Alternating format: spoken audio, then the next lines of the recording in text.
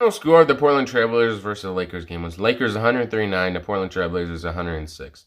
And honestly, LeBron put on a show and honestly a great game on New Year's Eve. 43 points, 14 rebounds, 4 assists, 2 steals, and 2 blocks. And in 29 minutes. I'm really impressed that he scored that much in 29 minutes is honestly impressive. And the Lakers teammates really put in a lot of effort last night as well. And I feel like that was probably the difference in general. They need to start doing that every night. And hopefully when Anthony Davis comes back, he can start scoring more points and, I don't know, realize he needs to contribute more in general. LeBron James at these ages at 17, 28 points per game, 8.9 rebounds per game, and 6.0 steals per game. At 27, 27 points per game, 7.9 rebounds per game, and 6.2 assists per game. At age 37, 28 points per game, 7.2 rebounds per game, and 6.8 assists per game. He's honestly been averaging the same, it seems like. And honestly, he's averaging more points than he did with the Heat at age 27, which probably considered one of his prime years. I think he's still considered his prime right now, 10 years later. But this is honestly impressive. These are 10-year increments, and these are honestly very impressive.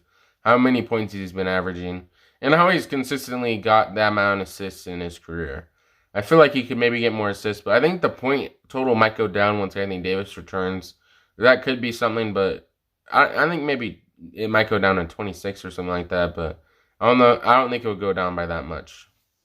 A better starting five: Steph Curry, LeBron James, Kobe Bryant, Shaquille O'Neal, and Kevin Durant. A lot of people in the comments were pretty much saying the same thing. It was Larry Bird, Magic Johnson, Michael Jordan, and they were saying, a lot of people were saying Kareem and then Tim Duncan too. Also, in my opinion, the main disadvantage of this team is putting Kevin Durant at power forward. I feel like he'd be easily dominated by whoever you put up against him. If you want to put Wilt at the power forward position or Tim Duncan in general, he would get dominated every time. And I don't really know if that's that wise of a decision. You might have to, I would say even Kevin Garnett might be a better option just because of size on this team.